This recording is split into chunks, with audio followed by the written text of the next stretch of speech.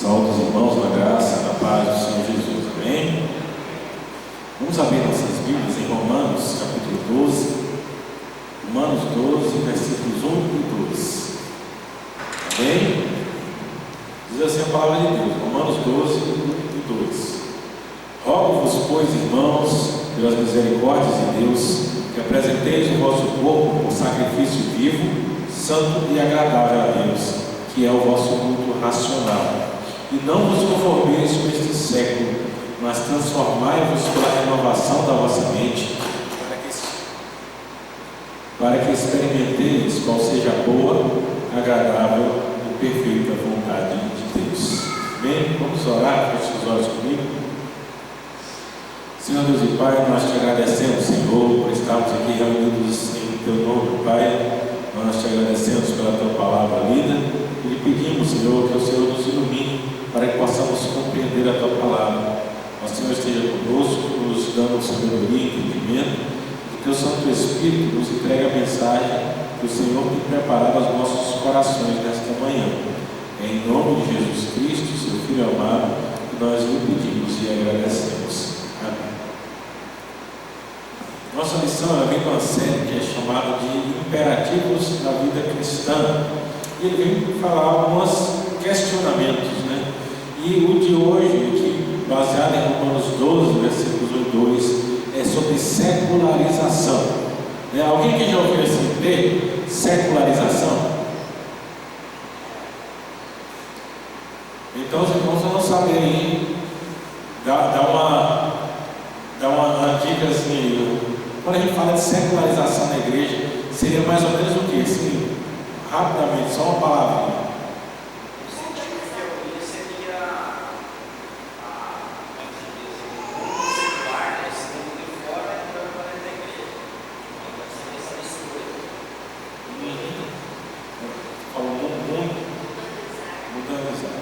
Então é básico aí, quando a gente fala de secularização, é justamente esta ideia de o mundo entrando na igreja, ou basicamente seria a igreja absorvendo as coisas do mundo, né? E a gente começa isso entendendo o que a igreja fez e como ela se comportou através dos séculos. A introdução do nosso estudo, ele fala que a igreja ela vem sofrendo ataques todo o tempo. E parece assim, quanto mais influente a igreja quanto mais ela faz diferença, mais ela é atacada.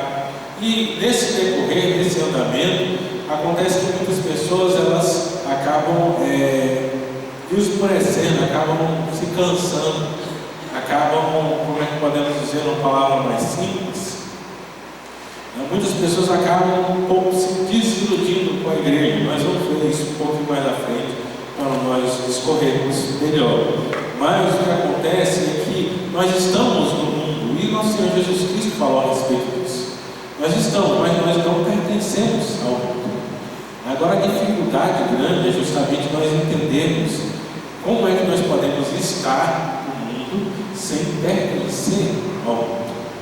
A grande questão é que nós estamos cercados por pessoas que têm o seu modo de viver, o seu modo de agir, e como é que nós podemos viver como servos de Deus dentro desse mundo, né, sem nos misturar com ele.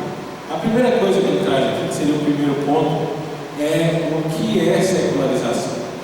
Como nós falamos, da igreja absorvendo as coisas do mundo. Aí em Romanos 12, 2, ele fala que não vos conformeis com esse século, não devemos nos adaptar. Quando a gente fala da palavra século, segundo parece na Escritura, ele não está falando de um período de tempo definido, porque senão nós já estaríamos fora dele, né? Nós já estamos mais de 2000 anos aí depois de todos esses acontecimentos. Então, 2000 anos são o quê? 20 séculos. Então, se Paulo está falando de século, fosse a contagem de 100 anos, isso aí teria terminado lá no século II, no ano 200. Paulo ali escreve, provavelmente aqui em Romanos é uma das últimas cartas, aí na metade, um pouquinho passando da metade do primeiro século. E essa ideia é justamente o que nós precisamos esclarecer. Quando a gente fala de século, a gente não está falando de tempo, a gente está falando da humanidade simplesmente, mas as coisas que o mundo faz e vive seria o equivalente hoje a dizer da nossa cultura, né? Nós não devemos nos conformar com as coisas como elas são. Isso é que a Escritura traz para nós, quando ele fala em Romanos 12:2. Mas uma palavrinha me chama a atenção aí, é o conformar. A gente usa essa palavra o tempo todo, né? Mas o que é que significa conformar? No dia a dia, quando a gente fala de não conformar, ele quer dizer o quê? Quem pode ajudar? Hoje eu preciso de ajuda, porque eu fiquei com a garganta ruim de sexta-feira para cá e ainda não recuperei dele. Não posso ficar falando sozinho, não. Quando a gente fala conformar hoje, é não aceitar. Eu não me conformo com os impostos que são pagos no Brasil. Não concordo, não aceito. Mas o texto está relacionado à forma, não à forma. A palavra conformar, ela pode levar a dizer que você está vivendo daquela forma mesmo, tá? É justamente isso. Quando a gente usa hoje o conformar, a pessoa conformada é aquele que aceita. Então, como é que você não fica revoltado com isso? Você diz, não, já estou de boa, está conformado. Quer dizer, aceita aquilo que está acontecendo. Só que, biblicamente, ele puxa esse outro ponto, né? Conformar aqui, se a gente for pegar o básico do nosso português, ele vai ter a ver com caber na forma, né? Na cozinha, quando faz um bolo, um negócio, né? Vai informar o bolo, né? É colocar na forma. E aí você coloca aquela massa, não fica na forma, né? E vai assar. Quando você tira, ele mantém aquele formato. Então é como se fosse se encaixar, né? Nos tempos antigos tinha ali os ferreiros, por exemplo, os pedreiros, eles iam lapidar ou moldar o ferro ou a pedra, ou até mesmo a madeira, para dar o formato que lhe fosse necessário. Era muito comum isso, tinha várias profissões que lidavam com isso. O oleiro que fazia os vasos, então dava o formato. Então, quando ele fala de conformar, é permitir que o mundo ele determine o formato que nós devemos ter. Então, quando a gente fala de secularização, é justamente a igreja, e o sentido aqui é sempre isso, a igreja aceitando o formato que o mundo determina. Então, para nós não nos secularizarmos, nós precisamos estar prontos a não aceitar a determinação do mundo ao nosso redor. Nos chama a atenção aqui em 1 Coríntios 1:20, dizendo, onde está o sábio? Onde o escriba? Onde o inquiridor desse século? Porventura não tornou Deus louca a sabedoria do mundo? As palavras de Paulo aqui em 1 Coríntios, ele pergunta onde é que estão os sábios desse século. Então, eu aceitar as coisas do mundo, eu vou esquecer que a palavra de Deus nos determina que a sabedoria de Deus ela é superior à sabedoria do homem.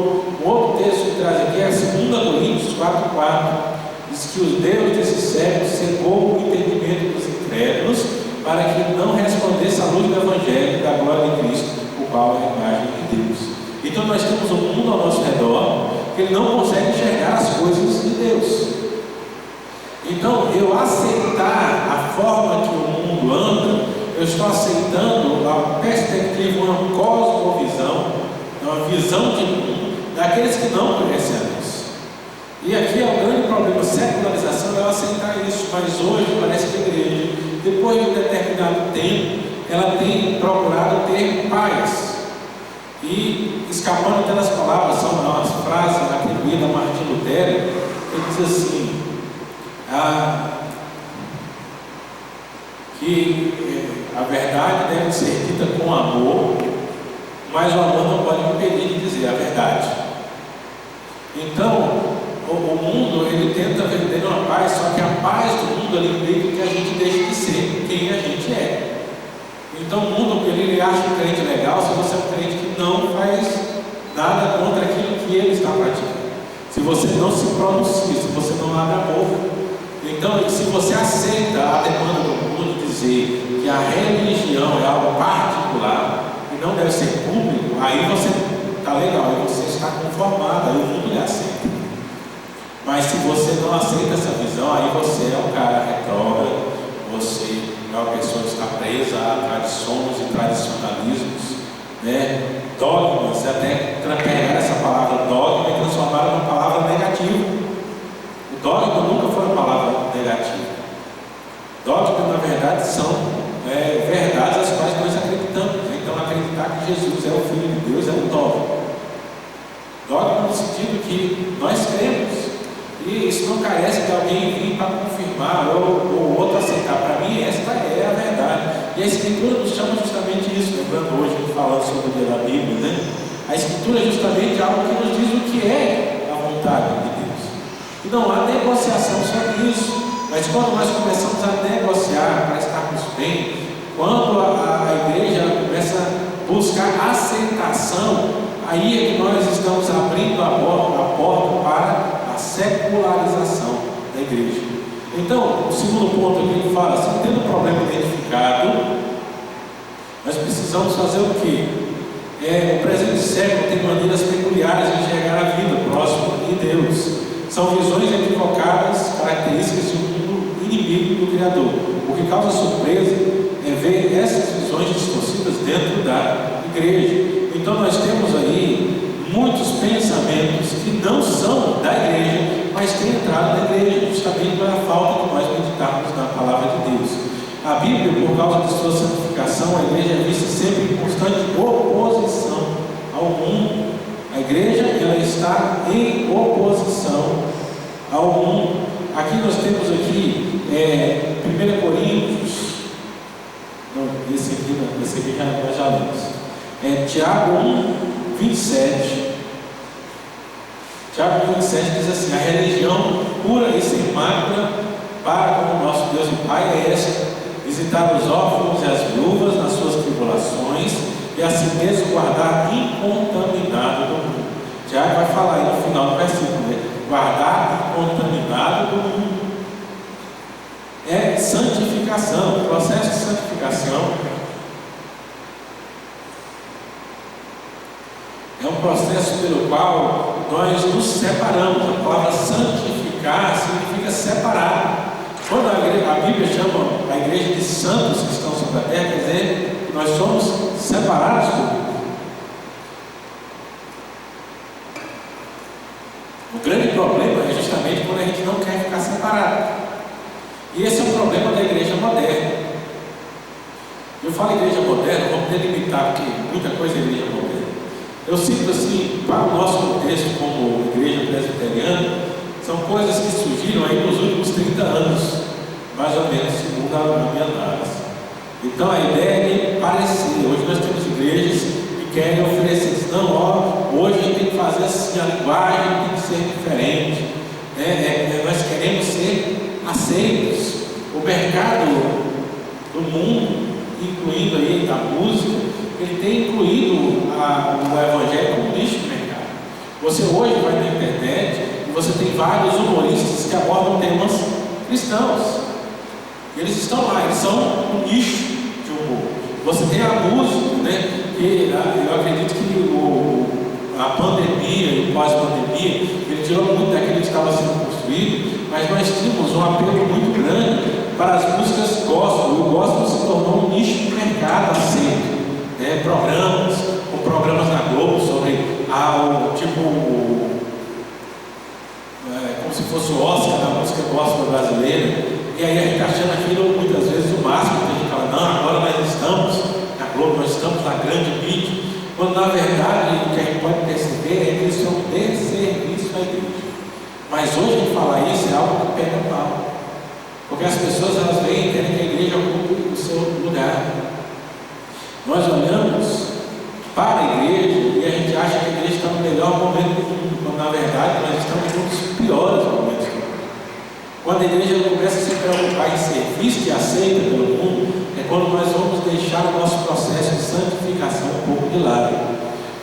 A análise que o autor faz aqui, ele cita, é que essas facilidades, essa aceitação, ele não proporcionou uma igreja mais forte, nem um mundo mais impactado por sua presença. Pelo contrário, a igreja do nosso tempo está se secularizando rapidamente.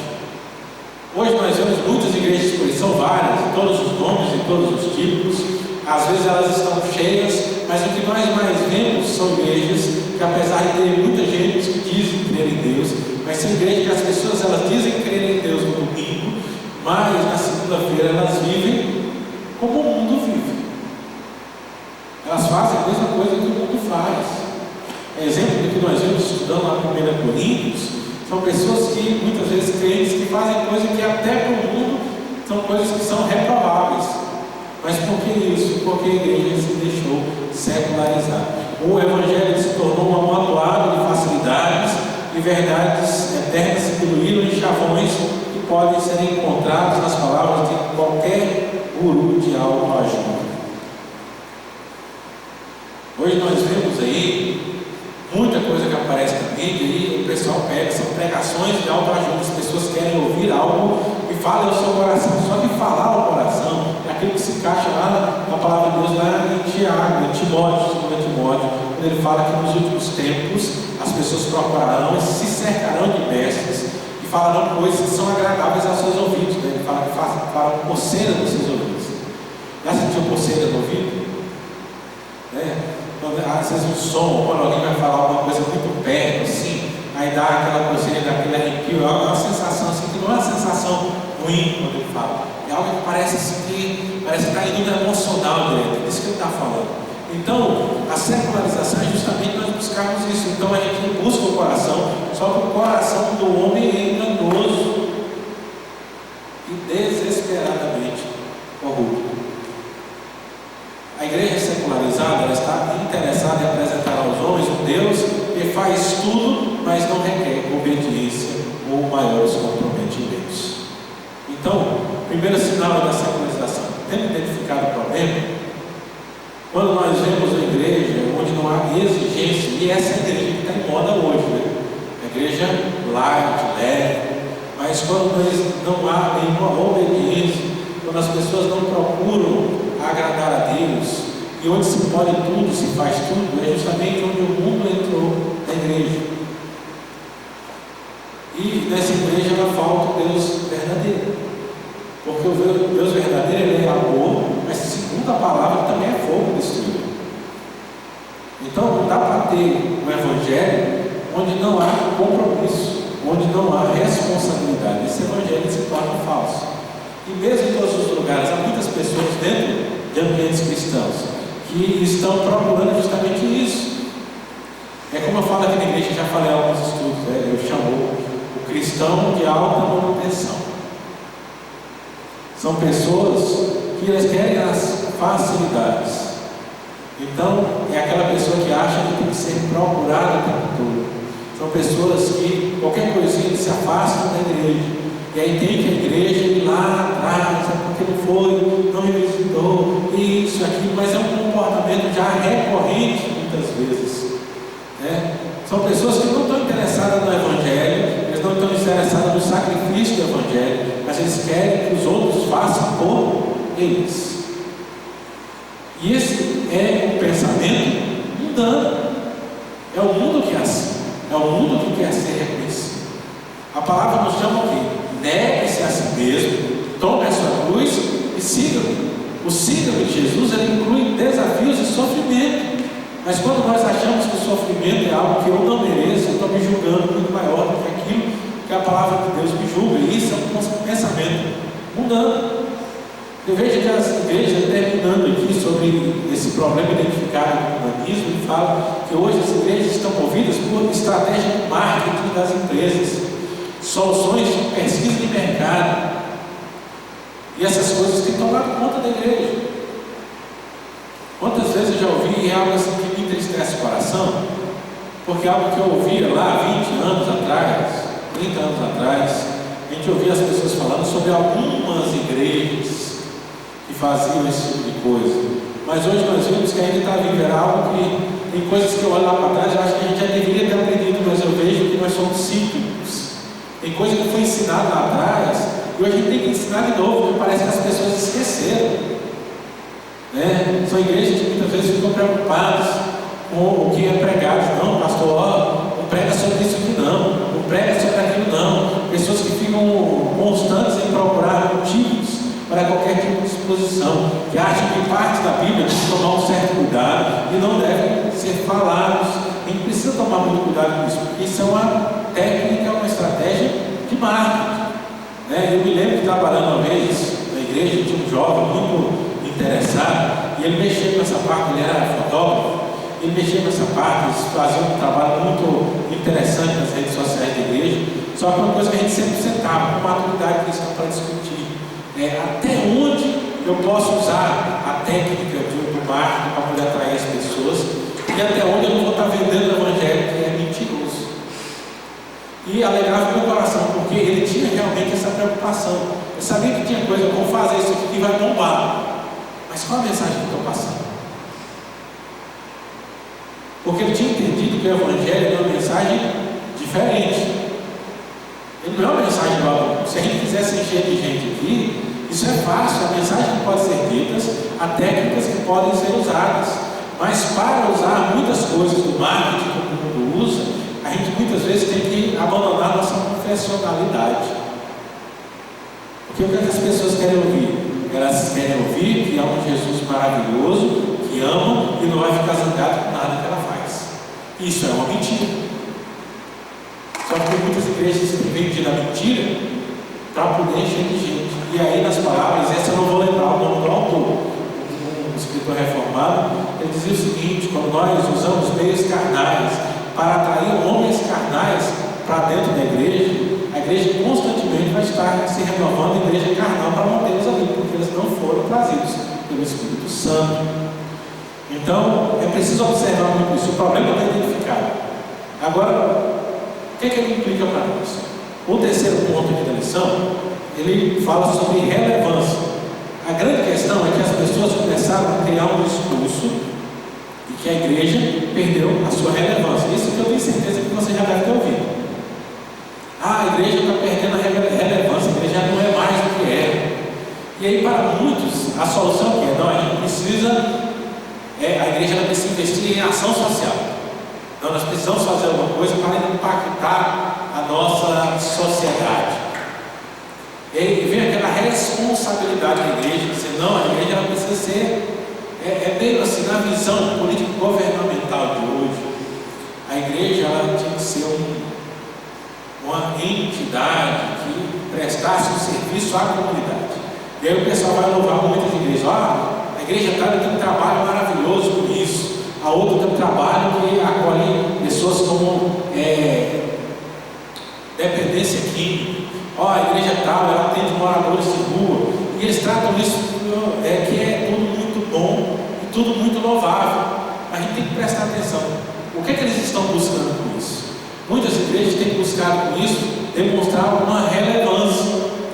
Só que esta relevância ela é fraca e é falha, porque ela não está baseada na palavra de Deus.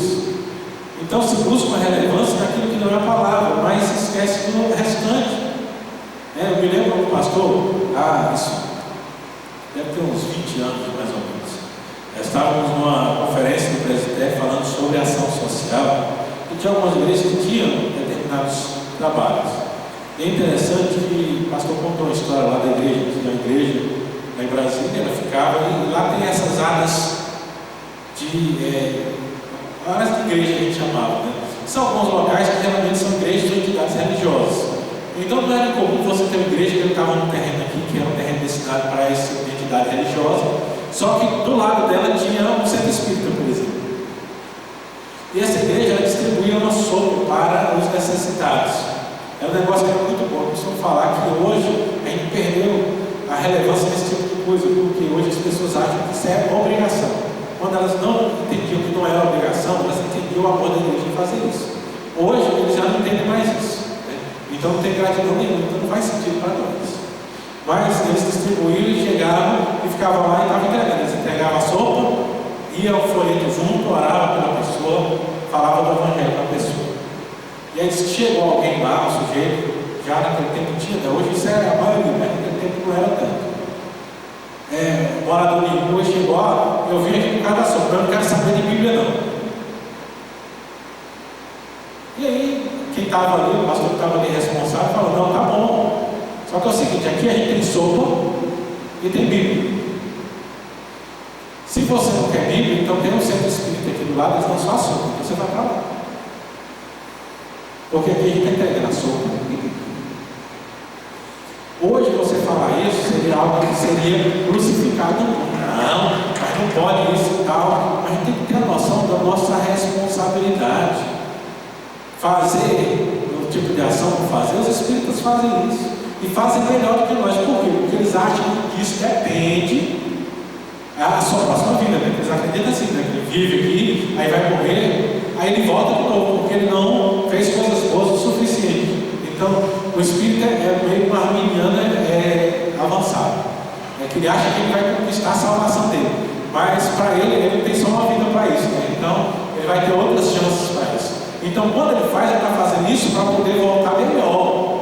Então, está diretamente ligado com a sua justificação. Nós sabemos que isso não determina a nossa salvação. Nós fazemos pelo bem ao próximo. Então, nesse sentido, eles fazem muito melhor do que nós. Agora, tentar transformar a igreja em algo que os outros fazem é como tentar disputar. É como eu achar que eu posso pegar e sair. Eu jogo bem aqui, meus amigos no futebol. Eu achar que eu posso entrar no time e disputar com um time profissional de repente. É uma coisa que é, no mínimo, uma loucura no coração, né? A gente tem que ver as nossas capacidades. E aí apostar justamente em coisas que não dizem respeito a nós. Então, a relevância da igreja não vai ser alcançada baseada naquilo que nós fazemos, segundo o mundo vê em nós. A glória da igreja está em nós contrastarmos com o mundo. Atos capítulo 5, versículos 12 a 16 diz assim: muitos sinais e prodígios eram feitos entre o povo pelas mãos dos apóstolos, e costumavam todos reunir-se de comum acordo no pórtico de Salomão. Mas os restantes, ninguém ousava juntar-se a eles, porém o povo desfrutava grande admiração, e crescia mais e mais a multidão de crentes, tanto homens como mulheres, agregados ao Senhor, a ponto de levar os enfermos até pelas ruas e os colocarem sobre leitos e macas, para que ao passar de Pedro, ao menos a sua sombra se projetasse em alguns deles. Afluía também muita gente nas cidades vizinhas a Jerusalém, levando doentes e atormentados de espíritos imundos, e todos eram curados.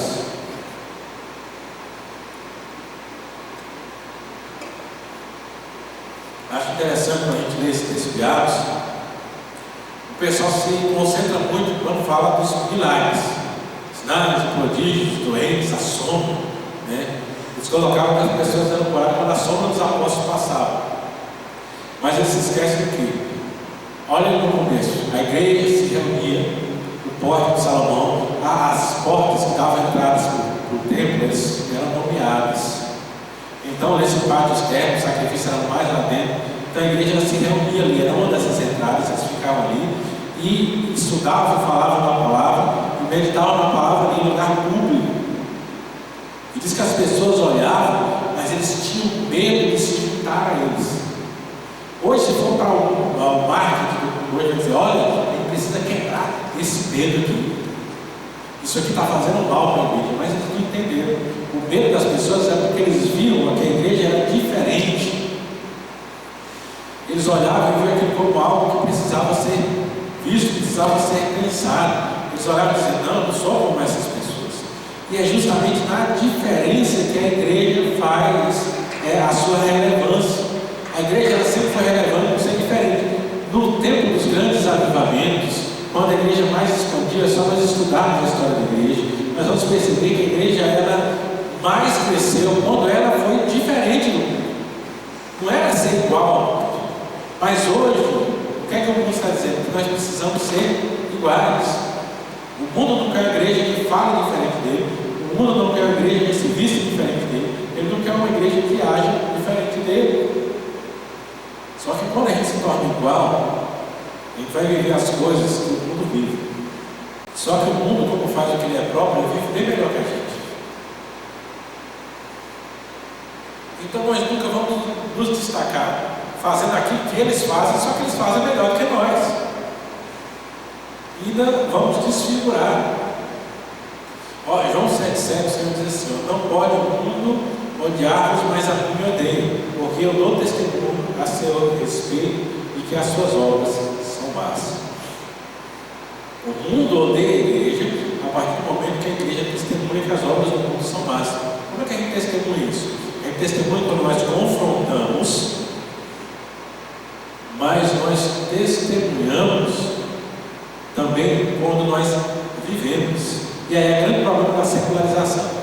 A igreja ela começa a se secularizar e perde a sua relevância, não é quando ela fala igual, porque às vezes a gente fica pensando assim, aquilo que nós falamos e declaramos, mas o grande problema é que ela se infiltra quando nós vivemos o mundo.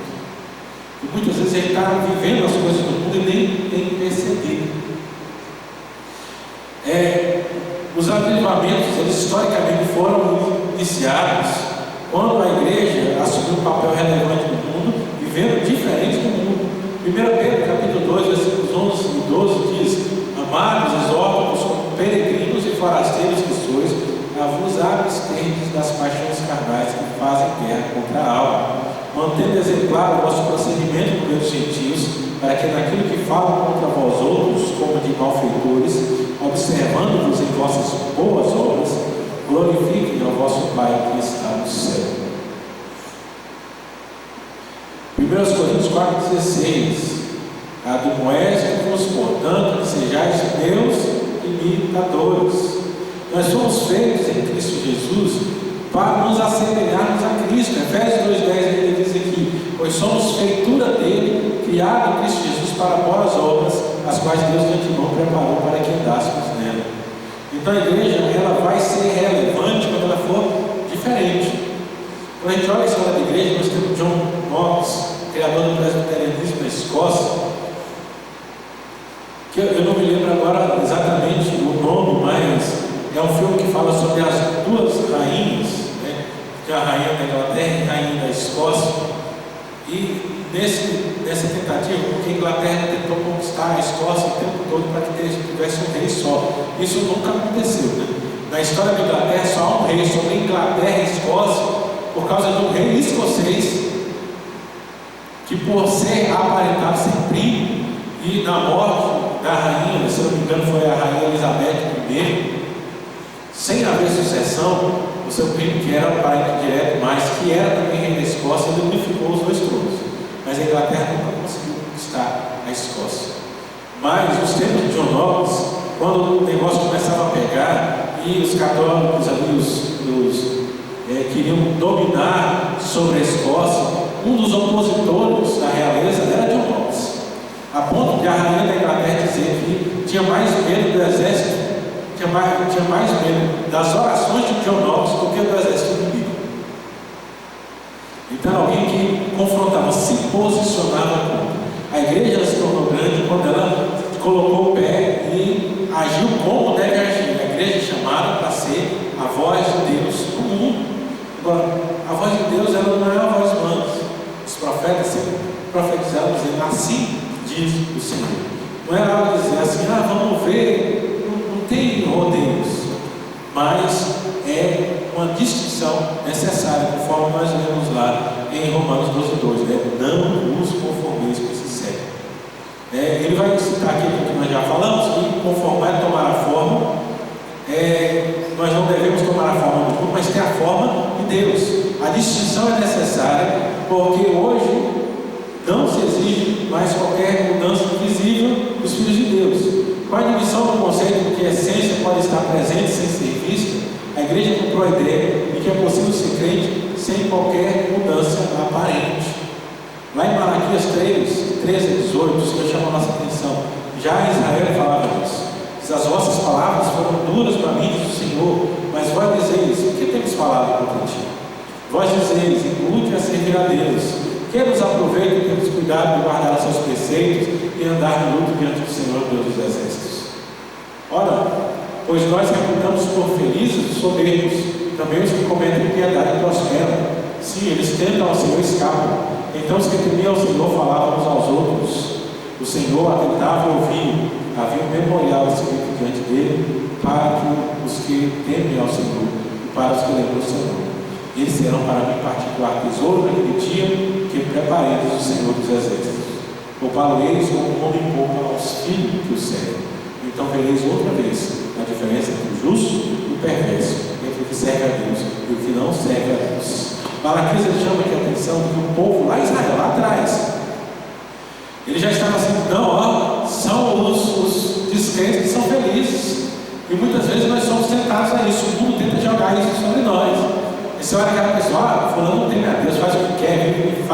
porque olha como é que ele está próximo, olha como é que ele tem o que ele quer. E o mundo tenta vender que a gente precisa ser mais suave, mais light, estar melhor relacionado com isso, melhor relacionado com o mundo. Mas a palavra diz: não é assim. O Senhor, Ele sabe a diferença entre quem teme e quem não teme. E um dia isso será manifesto. A grande questão é: nós vamos ouvir a voz do mundo e deixar que essas coisas nos levem, e depois vamos ter que descobrir só como a palavra falava, né? Só na última hora descobrir realmente a diferença. Porque a palavra está dizendo que vai ser inequívoco, né? Quer dizer que na volta de Cristo, aí não vai ter dúvida que servir a Deus é bom. Mas até lá, só quem tem fé. Quem não se conforma com o mundo. Porque quando a gente se conforma com o mundo, a gente absorve as coisas do mundo. O mundo, ele tem entrado na igreja, e a igreja tem se mundanizado. A linha divisória não é mais distinta. Hoje, você olha e muitas vezes não sabe quem é crente e quem não é crente. Quem serve a Deus e quem não serve a Deus. Isso não está na forma como nós cultuamos.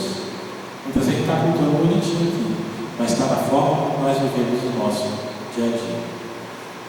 A igreja ela tem que ser transformada muitas vezes em um clube. E como os homens fazem, como o mundo faz. É um lugar que eu vou aproveitar ali algumas coisas, só que aquilo não faz parte da minha vida. A gente precisa voltar ao entendimento de que ser cristão é ser diferente. E que eu não venho aqui só para cumprir uma tabela. A igreja nós estamos aqui porque para a santificação, para aprendermos da palavra de Deus. É como lá em Mateus 25 fala na parábola das 10 virgens, é estarmos vigilantes e preparados para quando o Senhor chegar, a gente está pronto. Lembra das 10 virgens? Tinha aquelas que eram sábias e tinha aquelas que eram nécias, tolas. As sábias estavam preparadas, elas tinham de reserva para poder esperar o Senhor. As outras não vão fazer. Hoje existem crentes sábios e existem crentes tolos. Existem aqueles que ficam guardando em reserva, aqueles que estão aprendendo, absorvendo a palavra, procurando viver a vontade de Deus para estar pronto quando Jesus voltar. Existem aqueles outros que não vão seguindo aqui. Se der certo, beleza, não, qualquer coisa alguém arruma. É aquele tipo de pessoa que eu falei mais no começo. As pessoas que não estão preocupadas em estar fortalecidas na presença de Deus, mas ficam contando que os outros vão atrás dele para poder estar ajudando, para estar levantando o tempo todo. E esses são chamados de tolos no Evangelho. Eu não posso basear a minha fé nos outros, ou esperar que os outros estejam ali sempre prontos para me ajudar. Isso é feito do secularismo, que acha que o mundo, que o homem é merecedor.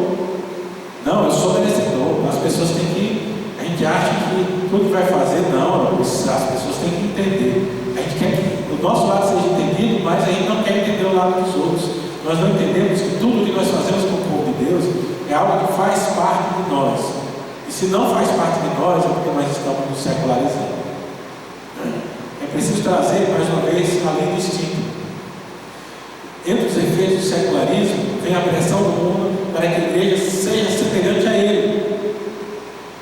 Ele traz promessas sedutoras, relevância, aceitação. A gente vê as pessoas falando: ah, mas a igreja, quando ela é assim, falando a igreja tal, é muito boa, olha, a igreja tal. E nós vemos aí, isso foi muito difundido nos últimos anos, nas últimas décadas, especialmente o pessoal da teologia da prosperidade, que oferece exatamente aquilo que o mundo oferece. Nós precisamos estar prontos para isso. Mas a palavra de Deus, lá em Tiago 4,4 diz o quê? Não compreendeis que a amizade do mundo é inimigo de Deus. Aquele, pois, que quiser ser amigo do mundo, constitui-se inimigo de Deus. Então, se a gente for amigo do mundo, nós somos inimigos de Deus. Como é que nós somos amigos do mundo? Quando a gente, lá conforme o Salmo 1 diz, a gente se assenta na roda dos escarnecedores. Quando nós estamos fazendo as mesmas coisas que o mundo faz. Quando nós estamos acompanhando o mundo, a gente precisa ter muito cuidado com as nossas amizades, com os grupos aos quais nós estamos inseridos, com aquilo que nós estamos parecendo. A gente costumava falar sobre isso antigamente para os jovens e adolescentes. Por quê? Porque quando o adolescente, o jovem chega na escola, tem uns amigos, colegas ali, seja na escola, seja na faculdade, tem a tendência de você tentar se parecer para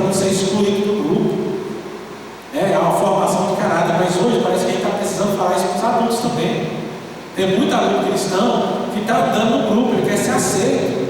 Só que as pessoas, para ser aceito, o que ele faz? Ele faz coisas que desagradam a Deus e se esquece de Tiago quando ele fala: se a gente é muito amigo do mundo, a gente é inimigo de Deus. A gente acha muitas vezes que pode ser amigo do mundo e ser amigo de Deus, mas o Senhor não aceita esse tipo de coisa, né? Nós acabamos tendo uma identidade certa. A igreja perde a distinção. Sabe aquele negócio da pessoa perguntar: você é crente? O crente tem que ter uma percepção, a pessoa tem que ver a diferença dele e tem que perguntar no bom sentido, né? Porque hoje tem um mau sentido.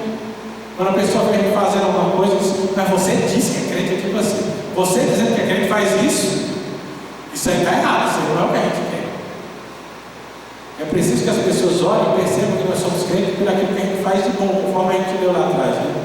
Para que pela nossa boa ação, pelo nosso bom procedimento, as pessoas elas glorifiquem a Deus.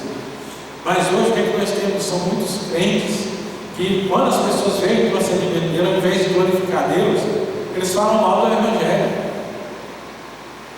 É triste ver um crente que no ambiente de trabalho é justamente aquela pessoa que ninguém quer lidar com ele. Ninguém quer saber dele, que é a pessoa mais difícil de todas. Isso não é o que Deus quer de nós. Mas o mundo aí, o diabo está lá batendo palmas quando nós fazemos esse serviço. A palavra nos fala lá em Mateus 3, Mateus 5, né? Quando fala a respeito de nós sermos o sal da terra. Se o sal perder o gosto, para que ele serve?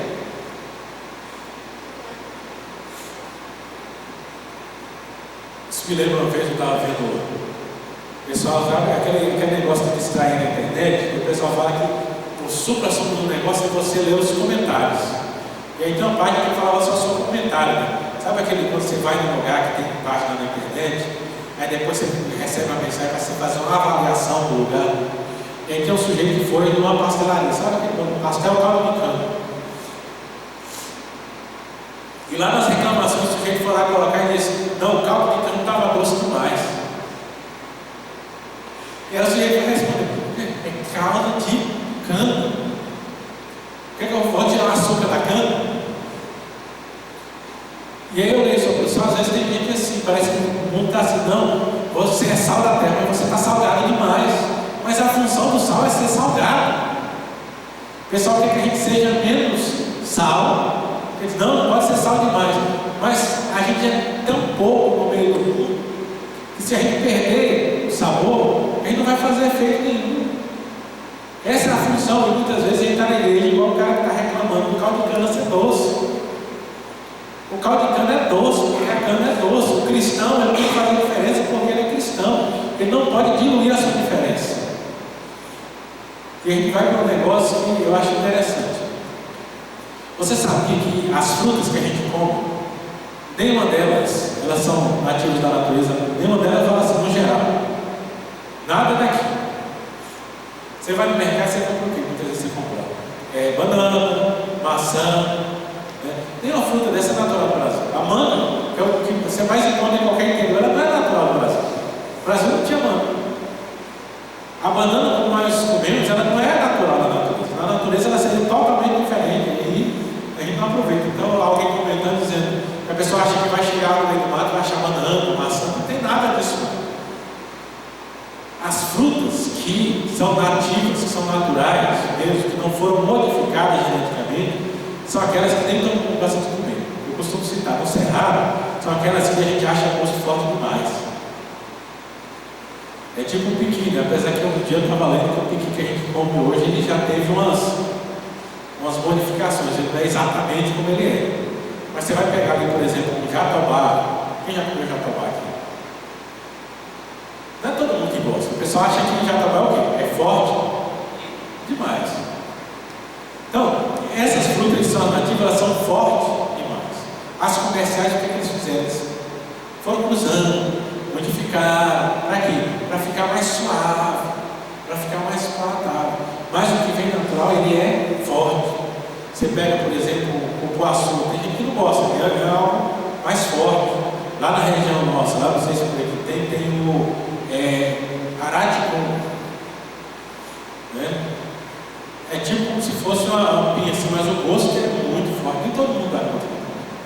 Então tem muita coisa que assim, o sabor é marcante. E é o que faz ele ser diferente. Se não for marcante, não é diferente.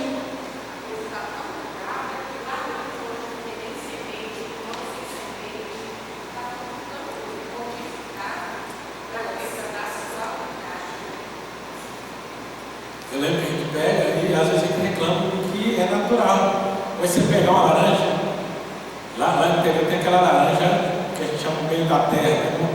Não é bem isso, não, que laranja da terra, às vezes o pessoal fala, é aquela laranja comumzinha mesmo que tal.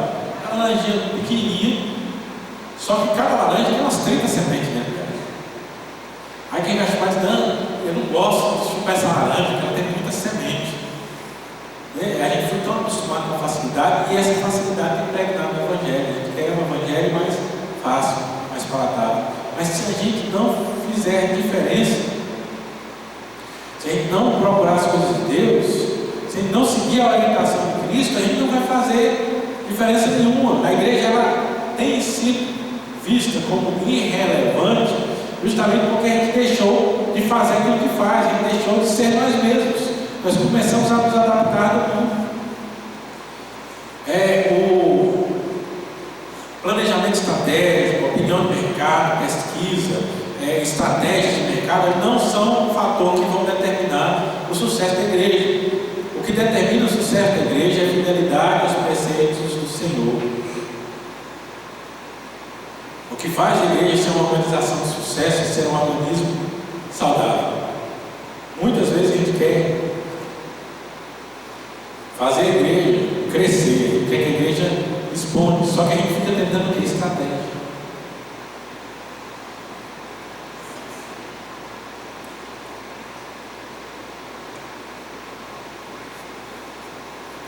Nós queremos inventar uma programação para trazer gente para dentro da igreja, a gente quer inventar uma série de coisas, mas a gente perde a noção do seguinte: o que vai fazer a igreja progredir é a nossa fidelidade à palavra de Deus.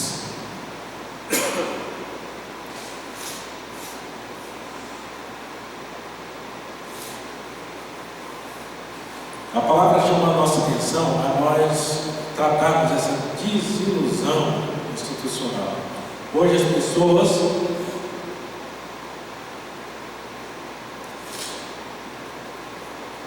pessoas criaram desilusão com a igreja, dizendo que a igreja não é boa. E talvez você conheça alguém assim, todo lugar tem.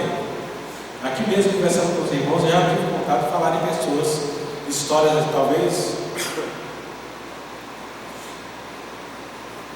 Não é algo que alguém que conversou comigo possa lembrar, porque são coisas que a gente acostumou a pegar assim nas entrelinhas. Mas são pessoas que por causa de qualquer coisa se afastam da igreja. Só que ele se afastou da igreja não é porque a igreja é ruim, é porque ele criou uma expectativa sobre o reino de Deus que ela é irreal. Então hoje tem muita gente que desilude da igreja achando, mas porque na igreja tem gente que é fofoqueira, tem gente que faz isso, tem gente que faz aquilo. Ele criou a ilusão de chegar aqui e assim, todo mundo um monte de santinho com aquela auréolazinha sobre a cabeça, ninguém ia falar nada, ninguém ia responder coisa alguma. Tem gente que acha que igreja é lugar de gente que não pode responder nada.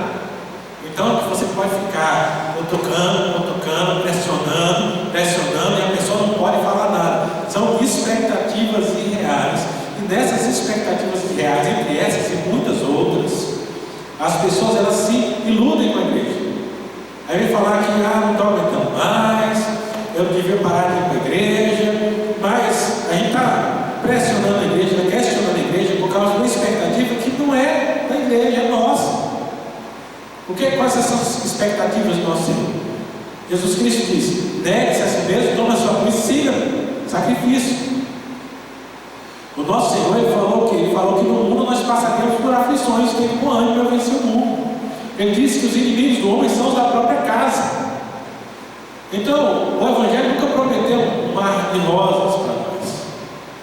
O Senhor sempre foi taxativo em que nós teríamos dificuldade. Ele disse: só se perseguirem a mim, vão perseguir vocês também.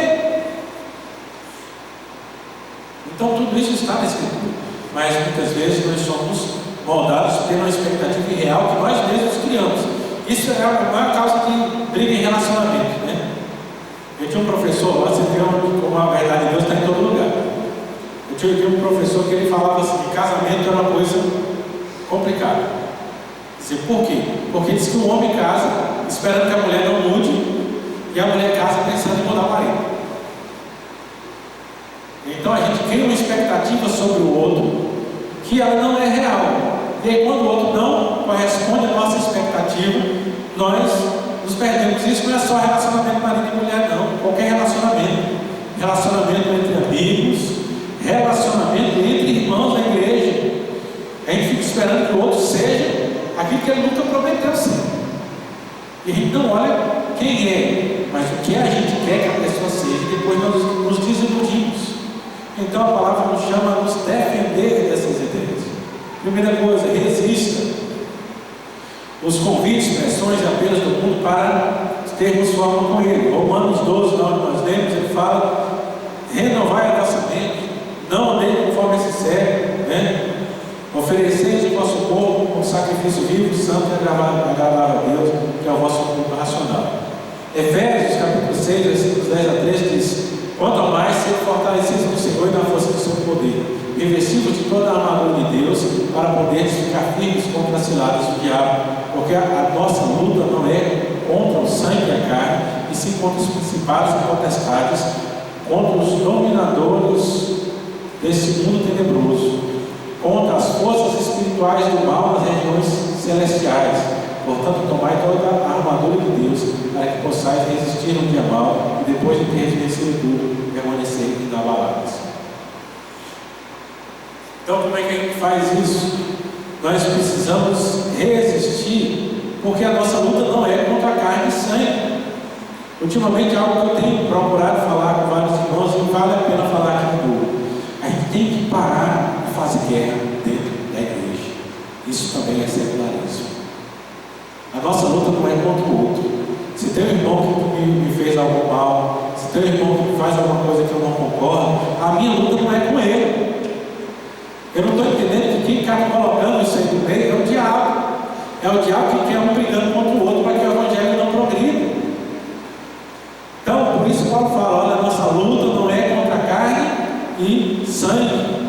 Né? Tem um jovem que eu estava aconselhando, longe daqui, mas a coisa mais difícil era convencer ele de que para ele fazer as coisas de Deus ele não tinha que brigar com os outros. Ele sempre está pensando assim, porque ele não concorda com alguma coisa que a liderança da igreja faz, ele fica procurando o que é que a gente pode fazer, como é que a gente pode colocar uma outra liderança, como é que isso e aquilo. Eu falo, não é assim que as coisas funcionam. A nossa briga não é contra pessoas, por mais erradas que elas estejam, mas a palavra nos diz que nós devemos orar por eles. Mas muitas vezes a gente não está orando pelo nosso próximo. Nós estamos brigando como se a pessoa fosse a causa porque o evangelho não está funcionando. Só que a causa pelo que o evangelho não está funcionando não é especificamente. Ali pode ter uma ação do inimigo para poder a pessoa fazer alguma coisa errada também. Mas o fim do inimigo, o que ele está buscando é justamente esta briga que nós acabamos alimentando também. Quando a gente não entende que é contra a carne, não é contra a carne e sangue. O inimigo está ali constantemente. Então nós precisamos resistir e nos purificar. O Salmo 119, versículo 11 diz que guarda no coração as tuas palavras para não pecar contra ti. Estudar a palavra de Deus, buscar, ela deve estar em nosso coração. A melhor maneira de resistir é pela palavra, é entender e atender a pregação fiel e expositiva da Escritura. Mas não basta só ouvir, é preciso se transformar. Ouvir uma boa pregação não é tudo que requer a nossa luta contra o secularismo, mas viver. Mateus capítulo 7, versículo 24 a 27. Eu vou ler só os versículos, não vou ler todos para nós sermos mais rápido. O texto é conhecido de tudo. Ele diz: todo aquele que ouve essas minhas palavras e as pratica será comparado ao homem prudente que edificou a sua casa sobre a rocha. Ele vai falar chuva, vento e tudo mais. Porém, todo aquele que ouve, lá no 26, as minhas palavras e não as pratica será comparado ao homem insensato que edificou a sua casa sobre a areia. E Tiago, no 22, ele vai complementar dizendo: tornai-vos, pois, praticantes da palavra, não somente ouvintes. Então, para poder enfrentarmos esse tipo de coisa, nós precisamos praticar a palavra. Muitas vezes a gente está só ouvindo a palavra, nós não estamos praticando a palavra. É preciso transformar, é preciso que aquilo que a gente ouve aqui no domingo, ele transforme o que a gente faz na segunda. É preciso que a palavra ela atua em todos os momentos da nossa vida. Então tem que ser transformação, e a palavra nos chama a atenção nisso. Se eu só escuto, mas não vivo, eu vou ser como um cara que constrói a casa, e quando vem a chuva a casa cai, porque não tem alicerce. Então preciso praticar. E Filipenses 4,9 fala que o que também aprendesse, recebesse, ouviste e viste em mim, isso praticar. E por último aqui ele fala, para nos defender do secularismo, nós precisamos nos consagrar. 1 Coríntios 10, diz: quer comais, quer bebais, ou façais outra coisa qualquer, fazer tudo para a glória de Deus. A gente tem que entender que tudo aquilo que a gente vive, tem que ser vivido para a glória de Deus. Muitas vezes nós temos caído no secularismo porque a gente tem tido uma vida que não é para a glória de Deus. Então, é uma revisitação do nosso dia a dia. O que é que nós temos acompanhado no pensamento e andar do mundo? Se nós não estamos fazendo a diferença, nós estamos nos secularizando. Nosso chamado é para nós consagrarmos as nossas vidas a Deus. Quanto mais o cristão ele for diferente, mais o evangelho anda.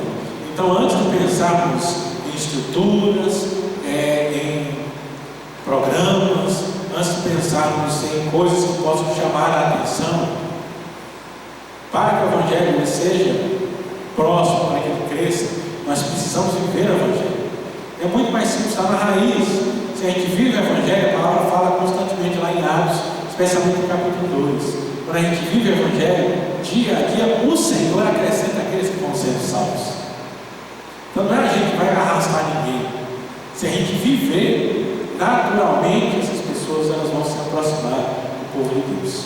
Não, na conclusão nos chama a atenção que diz que a igreja se encoraja a ser santa e pura, fugindo das armadilhas do nosso tempo, assumindo a sua missão de iluminar e salvar o mundo, não tomar a forma dele, não pensar como o mundo, não agir como o mundo e não se preocupar com a opinião do mundo. É nessa ação que a igreja ela luta contra a secularização. Mas quando nós nos preocupamos com o que o mundo pensa, quando a gente leva em consideração os pensamentos, quando a gente é orientado por aquilo que o mundo diz, aí nós permitimos que o mundo entre no nosso meio e vá nos fazer parecidos com ele. Porque o que ele quer é que seja parecido. Porque quanto menos santo a gente é, mais comum ele vai parecer. É como, só para encerrar aqui nessa conclusão, eu disse, como é que o mundo pode orientar a igreja se o mundo não tem conhecimento das coisas de Deus? Eu me lembro de um humorista, ele comentando, sabe que o humorista, principalmente agora esse pessoal do stand-up, ele pega uma situação corriqueira e o sujeito falava que ele tinha uma raiva danada de ter que passar roupa. Mas por que a gente tem que passar roupa? A gente devia fazer um acordo com todo mundo, porque ninguém gosta. Para fazer um acordo com todo mundo, vocês vão deixar todo mundo passar roupa. Aí tira essa obrigação. Mas por que a gente passa roupa? Daí ele virou, daí tinha um outro cara com ele, era desses podcasts, e falou, é por causa de gente igual fulano aqui, ó.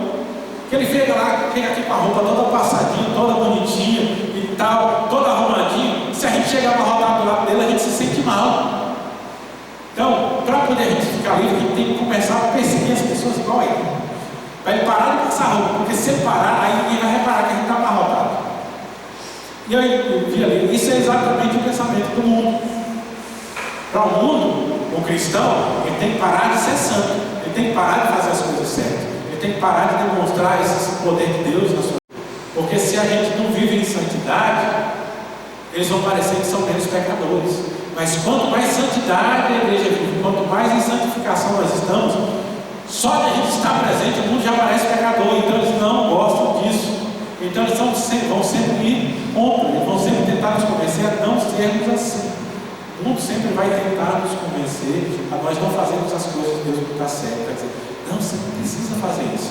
Quem nunca ouviu isso? Que a pessoa se converte e chega, Não, ó, não vai muito na onda desse pastor seu, não. Ah, não, essas histórias aí, isso é fogo de palha. Daqui a pouco você já vê que isso não é desse jeito aí. É interessante, são pessoas que não conhecem o Evangelho e querem nos ensinar como viver o Evangelho. Mas a secularização é justamente quando a gente começa a acreditar nessas pessoas e querem nos ensinar como viver o Evangelho. Só que eles não conhecem o Evangelho, como eles podem nos ensinar? É igual o povo que está por aí tentando nos ensinar a ler a Bíblia e dizer: ah, você não está interpretando certo.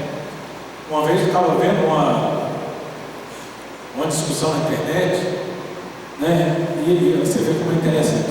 Aquele tempo ali do crescimento do pensamento direito e esquerda, tinha o sujeito que era muito falado ali, o Olavo de Carvalho. É um sujeito assim, eu considero um sujeito muito inteligente, mas ele entrou numa discussão e foi tentar discutir a interpretação do texto bíblico, né? Como um sujeito assim, muito estudado, conhecia grego, e aí ele foi pegar e falar um negócio lá, e aí um pastor jovem na internet chegou e refutou ele. E aí eu vejo as coisas assim, né? O sujeito, ele não é evangélico, não conhece a palavra de Deus, mas ele quer discutir a palavra de Deus com a gente. Mas o grande problema não é isso, que o mundo vai querer fazer isso. O grande problema é quando a gente perde o nosso tempo querendo discutir Bíblia com quem não conhece Bíblia. Querendo discutir vida em santidade com quem não conhece vida em santidade. Querendo discutir como deve ser a vida do crente com quem não é crente. Eles não sabem de nada. É justamente quando a gente vai discutir essas coisas é que vem justamente a secularização. Porque, como já dizia o reverendo Davi Charles Gomes, dando aula sobre a defesa da fé, que se eu aceito os termos do debate, eu já perdi. Se eu aceito os termos do debate com os descrentes, eu já perdi, porque eu estou tentando lutar nos termos dele. E é como você discutir com o ignorante.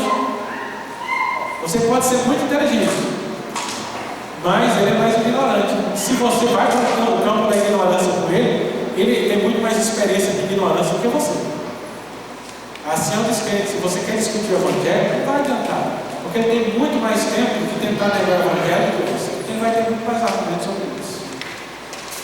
Não vamos nos importar com a opinião do mundo, porque é justamente a opinião que nós devemos deixar para trás. O mundo, ele não pode determinar como nós vivemos, mas o que determina a forma como vivemos é a palavra de Deus. E aí, 1 Coríntios 10:31. Quer comais, bebais, façais outra coisa qualquer, fazer tudo para a glória de Deus. Amém?